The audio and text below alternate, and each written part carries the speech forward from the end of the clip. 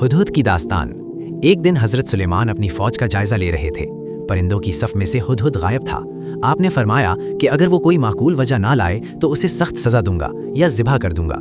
सूरतुन नमल number 22। तर्जुमा, मैंने ऐसी चीज़ का इल्म पा लिया है जिसका आपको नहीं, और मैं आपके पास सबा से यकीनी खबर लेकर आया हूँ। हुदहुद ने बताया कि सबा मौजूदा यमन में एक औरत बादशाह है जिसका नाम बिल्कीस है।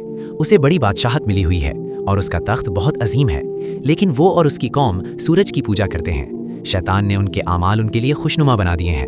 हजरत सुलेमान ने हुदहुद से कहा कि जाओ ये खत ले जाओ और उन पर डाल आओ, फिर अलग होकर देखना वो क्या जवाब देते हैं। खत में लिखा था सूरतुन नमल आयत नंबर 30-31।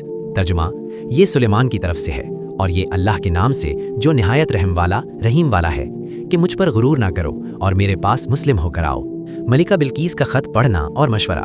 बिल्कीस ने खत पढ़ा तो अपने दरबारियों को बुलाया और कहा कि मुझे सुलेमान नामी बादशाह का खत मिला है, वो बहुत ताकतवर है, अब तुम मशवरा दो कि क्या करूं।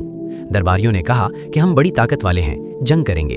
बिल्कीस ने कहा कि बादशाह जब किसी बस्ती में दाखिल होते हैं तो उसे तबाह कर देते हैं और इज्जत वालों को जलील कर देते हैं। मैं उन्हें तहाइफ भेजती हूँ, देखते हैं कि उनके कासिद क्या जवाब लाते हैं। जब कासिद तहाइफ लेकर हजरत सुलेमान के पास पहुंचे तो आपने फरमाया सूरतुन नमल आयत नंबर 36। तर्जुमा, क्या तुम मुझे माल से मदद देते हो? जो कुछ अल्लाह ने मुझे दिया है वो इससे बेहतर है जो उसने तुम्हें दिया, बल्कि तुम ही अपने तोहफे पर उतराते हो।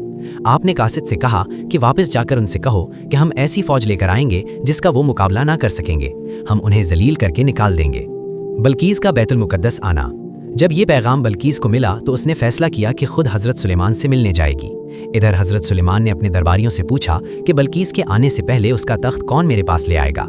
एक ताकतवर जिन ने कहा कि आप अपनी जगह से उठने से पहले ले आऊंगा, लेकिन आपके पास जो किताब यानी इल्म का मालिक था यानी आसिफ बिन बरखिया ने कहा अन्नमल 40। तर्जुमा, मैं उसे आपके पास ले आऊंगा इससे पहले कि आपकी नज़र झपके। चुनाचा एक पलक झपकते ही बल्कीस का अजीमुश्शान तख्त हजरत सुलेमान के सामने हाजिर था। आपने हुक्म दिया कि तख्त में कुछ तब्दीली कर दो ताकि देखें बल्कीस पहचानती है या नहीं। जब बल्कीस आई तो उससे पूछा गया कि क्या तुम्हारा तख्त ऐसा ही है?